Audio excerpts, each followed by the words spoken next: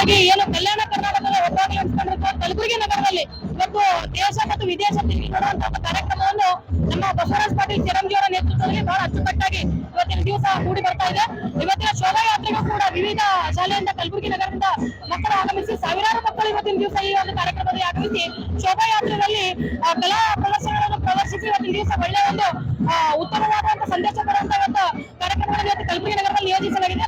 ಅದರಂತೆ ನಾಳೆಯಿಂದ 29ನೇ ತಾರೀಕು ಸೇಡಂ ಹತ್ತಿರ ಇರುವ ಬೀರಹಳ್ಳಿ ಗ್ರಾಮದಲ್ಲಿ 240 ಎಕರೆ ಜಮೀನಲ್ಲಿ ಏರ್ಪಡಿಸಿರುವಂತಹ ಭಾರತೀಯ ಸಂಸ್ಕೃತಿ ಉತ್ಸವ ಕಾರ್ಯಕ್ರಮಕ್ಕೆ ನಮ್ಮ ಕಲಬುರಗಿ ಜಿಲ್ಲೆ ಅಲ್ಲದೆ ರಾಜ್ಯ ಅಲ್ಲದೆ ವಿವಿಧ ದೇಶ ಮತ್ತು ವಿದೇಶಗಳಿಂದ ಗಣ್ಯಾತಿ ಗಣ್ಯರು ಬರ್ತಾ ಇದ್ದಾರೆ. ಮುಖ್ಯವಾಗಿ ನಮ್ಮ ಕರ್ನಾಟಕದ ವಿಜಯ ಸಂಕೇಶ್ವರ ಆಗಿರ್ಬೋದು ಮತ್ತು ಅದೇ ರೀತಿಯಾಗಿ ನಮ್ಮ ಇವರು ಅಮ್ಮವರು ಕೂಡ ಬರ್ತಾ ಇದ್ದಾರೆ ಕಾರ್ಯಕ್ರಮಕ್ಕೆ.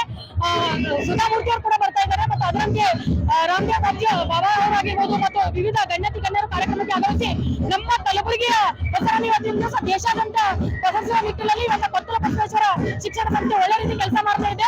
ಅದಕ್ಕೋಸ್ಕರ ಕಲಬುರಗಿ ನಗರದಲ್ಲಿರುವಂತಹ ಎಲ್ಲ ಶಾಲಾ ಶಿಕ್ಷಣಗಳು ಮತ್ತು ವಿವಿಧ ಸಂಘಟನೆಗಳು ಎಲ್ಲರೂ ಸೇರ್ಕೊಂಡು ಈ ಒಂದು ಪ್ರೌಢ ಸಮಾವೇಶಕ್ಕೆ ನಾವೆಲ್ಲರೂ ಇವತ್ತಿನ ದಿವಸ ಕೈ ಜೋಡಿಸಿದ್ದೀವಿ. ಈ ಒಂದು ಕಾರ್ಯಕ್ರಮ ಯಶಸ್ವಿಯಾಗಲಿ ಎಲ್ಲರೂ ಸೇರ್ಕೊಂಡು 9 ದಿನಗಳ ಅದ್ದೂರಿ ಕಾರ್ಯಕ್ರಮಕ್ಕೆ ನಾವೆಲ್ಲರೂ ಕೂಡ ಸಾಕ್ಷಿ ಆಗಬೇಕಂತೇಳಿ ನಾನು ಮನವಿಯನ್ನು ಮಾಡ್ತೇನೆ.